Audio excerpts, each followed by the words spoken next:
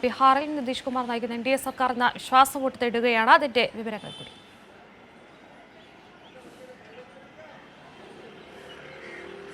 തീർച്ചയായും കീർത്തി, നമുക്കറിയാം മഹാസഖ്യത്തെ പിളർത്തിക്കൊണ്ട് മറുകണ്ഠം ചാടി ഇപ്പോൾ BJP-യുടെ പിന്തുണ കൂടി തന്നെ NDA-യുടെ ഒരു മുഖ്യമന്ത്രിയായിരിക്കുകയാണ് നിതീഷ് കുമാർ ബീഹാറിൽ. എന്തായാലും നിതീഷ് കുമാറെ സംബന്ധിച്ച് ഇന്ന് ബീഹാറിൽ തങ്ങളുടെ മഹാഭൂരിപക്ഷം തെളിയിക്കുക എന്നുള്ളതാണ് ഏറ്റവും പ്രധാനപ്പെട്ട കാര്യം. അവിടെ 122 എന്നുള്ളതാണ് കേവല ഭൂരിപക്ഷം പറയുന്നത്. ഈ കേവല ഭൂരിപക്ഷം ഇന്ന് നിയമസഭയിൽ ഇന്ന് തെളിയിക്കാനുള്ള ഇന്നാണ് തെളിയിക്കേണ്ടത്. അതിൻ്റെ ഭാഗമായി ഇപ്പോൾ JDU അല്ലെങ്കിൽ നിതീഷ് കുമാർ അവകാശപ്പെടുന്നത് തങ്ങൾക്ക് 128 പേരുടെ അംഗബലമുണ്ട് എന്നുള്ളതാണ്. അതായത് 45 സീറ്റാണ് JDU-നുള്ളത്, 78 സീറ്റ് BJP-ക്ക് ഉണ്ട്. അതുകൂടാതെ ഈ ഹിന്ദുസ്ഥാനി അവാം മോർച്ചയ്ക്ക് 4 സീറ്റുണ്ട്.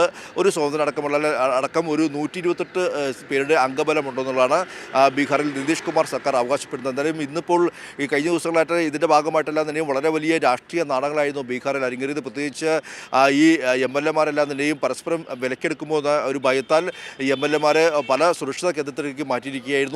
അങ്ങനെ സുരക്ഷിത കേന്ദ്രങ്ങളിലേക്ക് എത്തിച്ച പല MLA-മാരെല്ലാം തന്നെ ഇന്നലെ രാത്രിയോടെ ബീഹാറിലെ പട്നയിൽ എത്തിച്ചേർന്നിട്ടുണ്ട്.